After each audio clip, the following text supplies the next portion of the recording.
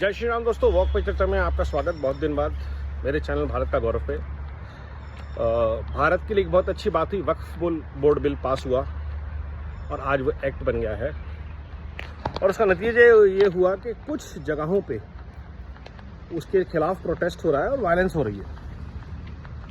अगर एक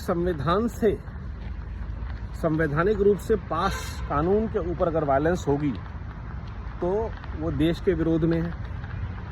जो लोग कर रहे हैं वो देश विरोधी हैं, जो लोग करवा रहे हैं वो गद्दार हैं। और सबसे बड़ी बात ये भारत के जो गरीब पिछड़े मुसलमान हैं उनके खिलाफ है। तो क्यों चाहते हैं वो ये वायलेंस हो? क्योंकि वो वक्फ की जो सबको ही पता है अब तो इलीगल प्रॉपर्टीज़ का जो इलीगल सेल्स और परचेज है, जिस पे मॉल्स बन रहे हैं, कॉलोनीज बन रही हैं, बेच रहे हैं लोगों को 99 ईयर्स की लीज पे, वो गेम ख़त्म ना हो जाए। और उसके लिए वो लोग हमेशा की तरह झूठ जैसा सीए में फैलाया था वो सब चल रहा है। कहीं पे एक जगह रूह अफ़ज़ा को लेकर विवाद शुरू हो गया। Anything that powers the business of jihadis should be boycotted. It's as simple as that. क्योंकि आप जो भी पैसा देते हैं जो भारत के निर्माण में काम नहीं आता है, जो देश विरोधी गतिविधियों को, देश विरोधी लोगों को ताकत देता है, वो काम आपको नहीं करना चाहिए।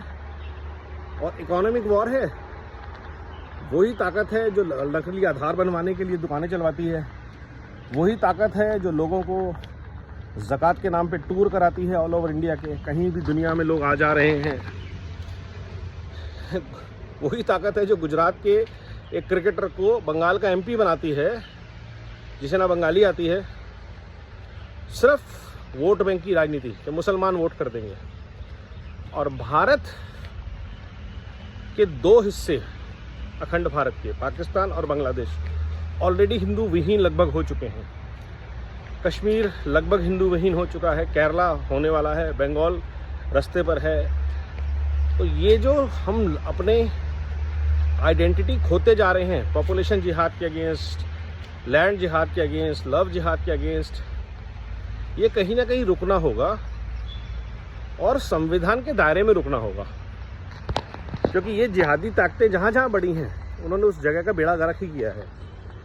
पूरे आप मिडल ईस्ट में देख लीजिए, जहाँ पे इन जिहादी ताकतों के ऊपर कंट्रोल है, जैसे सऊदी अरेबिया, एमिरेट्स में, वहाँ तो ठीक है, वरना चाहे यमन हो, चाहे ईरान इराक हो, चाहे कोई भी सीरिया हो, जहाँ पे इनको कोई और दुश्मन नहीं मिलेगा, आपस में लड़ मरेंगे।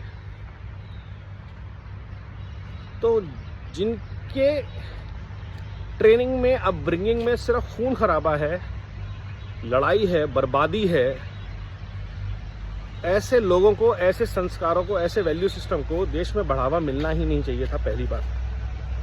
अब ये दर्द 1947 तक जाएगा, तो वहाँ तक नहीं जाते हैं। आज क्या करना है? सीए इम्प्लीमेंट हो चुका है, यूनिफॉर्म सिविल कोड इम्प्लीमेंट हो, जनसंख्या नियंत्रण कानून इम्प्लीमेंट हो, और देश में कानून एक होना चाहिए। कोई भी सरकार वोट बैंक की राजनीति धर्म के आधार पर, जाति के आधार पर ना करे। भारत का एक ही धर्म है, वो है सनातन। जितने भी सनातन धर्म हैं वो भारत के मूल धर्म हैं, चाहे वो जैन हो, चाहे वो सिख हो, चाहे वो हिंदू हो, चाहे वो बुद्ध हो।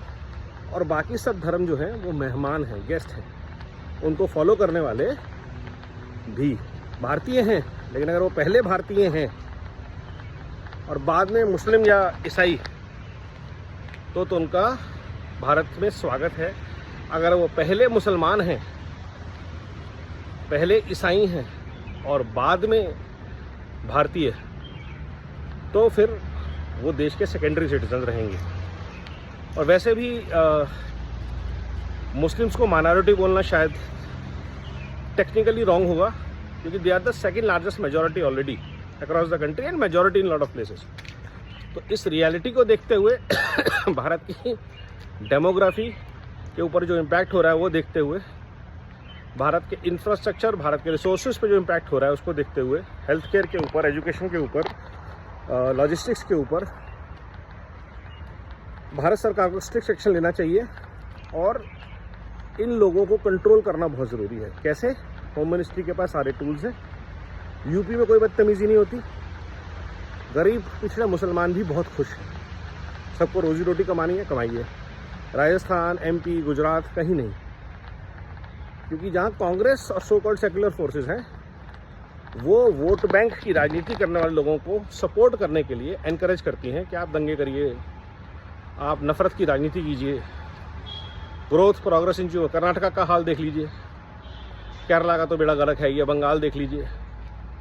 तो ये चीज़ों को ख़त्म करना है, देश के लिए काम करना है, तो हमें इस बात के लिए जागरूक होना पड़ेगा और इसके लिए आवाज़ उठानी पड़ेगी। नमो भारत, वंदे मातरम, जय हिंद।